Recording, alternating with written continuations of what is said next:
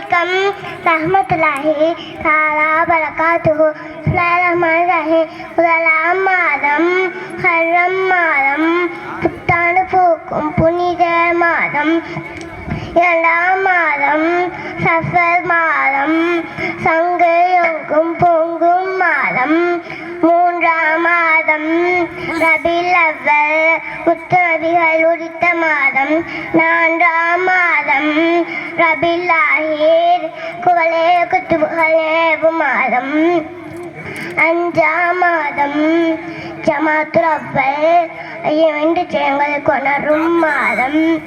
ஆறாம் மாதம் ஜமாத்துல் ஆஹிர், ஹிஜ்ரத் நிகழ்வு நடந்த மாதம். ஏழாம் மாதம் ஜமாத் ரஜப் மாதம், ஹராஜ் சென்ற மாதம். எட்டாம் மாதம். அஸ்ஸலாமு அலைக்கும் ரஹ்மத்துல்லாஹி தஆலா பரகாத்துஹு.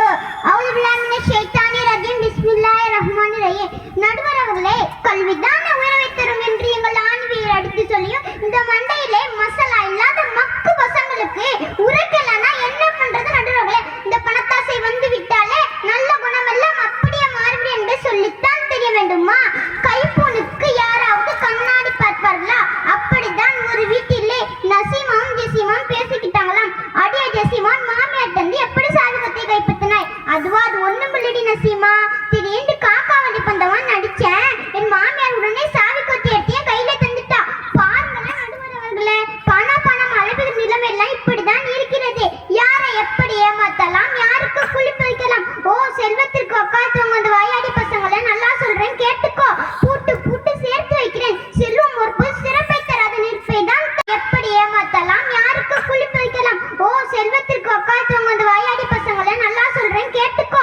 பூட்டு பூட்டு சேர்த்து வைக்கிறேன். செல்வம் ஒரு சிறப்பை தராத நிற்பை தான் தரும். ஆம், நரகம் நெருப்புக்குத்தான் நம்ம அழைத்து செல்லும். செல்லும் செல்வம் இதை நான் சொல்லவில்லை, நாயகன் சொல்கிறேன். அவசகு அன்னமாளவு அவ்வளதா. இந்த செல்வம் நிதமான வாழ்வை தரும் என்று எண்ணிக்கொண்டன கல்லால் அழிந்ததென்ன பில்லுதமாதி. அவ்வளம் நிச்சயமாக உதமான அரசில் தூக்கி எறியப்படுவார். ஆக சிறப்பு என்பது செல்வத்தை கொண்டல்ல, கல்வியை கொண்டுதானே. கற்றவருக்கு சென்ற இடமெல்லாம் சிறப்புகளால் சென்ற இடமெல்லாம் இந்த செருப்பு. இந்த செருப்பு வாங்கண்டா உதவும் உங்க செல்லும். சிறப்பு வேண்டாம், அது கல்வி வேணும், புரியுதா? அது மட்டும் இல்லை நடுவர் அவர்களே, கல்வி கொடுக்க கொடுக்க வளரும், காசு கொடுக்க கொடுக்க குறையும். இது எப்படி உயிருக்கு காரணமாக இருக்க முடியும்? நம் பேச்சு வழக்கை சொல்வது உண்டு. அதோ போராறு அவரே 5 வருஷத்துக்கு முன்னாடி 10 லட்சம் வச்சிருந்தாரு. எல்லாம் செலவாகி நம் கிட்ட வந்து டீ குடிக்க 10 ரூபாய் இருக்கான்னு கேட்கிறாரு என்று சொல்வதுண்டு. முன்னாடி எம்ஏ பட்டதாரி இருந்தார். இப்ப எல்லாம் செலவாகி 8ஆம் வகுப்புக்கு இறங்கி வந்துட்டாரு. அப்ப நீங்க சொல்ல கேட்டதுண்டா, கல்வி எவ்வளவு செலவழித்தாலும் பெருக்கி கொண்டே இருக்கும் போதுதானே இந்த வாழ்க்கைக்கு உயிராக இருக்க முடியும். நடுவர் அவர்களே, இவங்க செல்வம் செல்வம்னு குதிக்கிறாங்கல்ல, செல்வம்டா என்ன தெரியுமா? அது செல்வம் அல்ல, அதாவது செல்வம் செல்வம் சென்று கொண்டே இருப்போம், ஒரு இடத்துல ஒழுங்காக இருக்க மாட்டோம். செல்வத்திலே ஒரு வகைதான் தங்கம். தங்கம்னா என்னன்னு தெரியுமா? அது தங்கம் அல்ல, திங்கம். அதாவது ஒரு இடத்துல தங்க மாட்டை. இப்படி ஒரு நிலையில தான் செல்வம் எப்படி உயர்ந்த வாழ்க்கைக்கு உயிராக இருக்க முடியும். அவர் பேசும்போது சொன்னா, இந்த மேடை, இந்த அலங்காரம், இந்த பரிசு பொருள் எல்லாம் காசு என்று. ஆமா, காசு தானே, யார் இல்லைன்னு சொன்னது? ஆனா அதெல்லாம் எதற்காக ஏற்பாடு செய்யப்பட்டது? சும்மா பார்த்து ரசிக்கவா? இல்லை, மோசமானவர்களை கல்வி திறமை வெளிப்படுத்துவதற்கு. இங்க நீங்கள்லாம் பல வேலைகளை விட்டு பல மணி நேரம் பொறுமையாக அமர்ந்திருக்கீங்களே, எதுக்கு? பந்தலை பார்த்து விட்டு சிரித்து விட்டு போதுக்கா? இல்லை, மாணவர்களின் அறிவுத்திறமை அனுபவிப்பது. ஆனா அதெல்லாம் எதற்காக ஏற்பாடு செய்யப்பட்டது? சும்மா பார்த்து ரசிக்கவா? இல்லை, மோசமானவர்களை கல்வி திறமை வெளிப்படுத்துவதற்கு. இங்க நீங்கள்லாம் பல வேலைகளை விட்டு பல மணி நேரம் பொறுமையாக அமர்ந்திருக்கீங்களே, எதுக்கு? பந்தலை பார்த்து விட்டு சிரித்து விட்டு போதுக்கா? இல்லை, மாணவர்களின் அறிவுத்திறமை அனுபவிப்பதற்கு. இந்த ஆறுவர்களின் கல்வி ஞானத்தை அள்ளி பெறுவதற்கு. அதைத்தான் பராக்கள் என்று அறிவுறுத்தின. செல்வம் அது கல்விக்காக செலவழிக்கப்படுமா? நல்ல பலனை தருமா? ஆக செல்வத்திற்கு சிறப்பு சேர்ப்பதே கல்விதானே.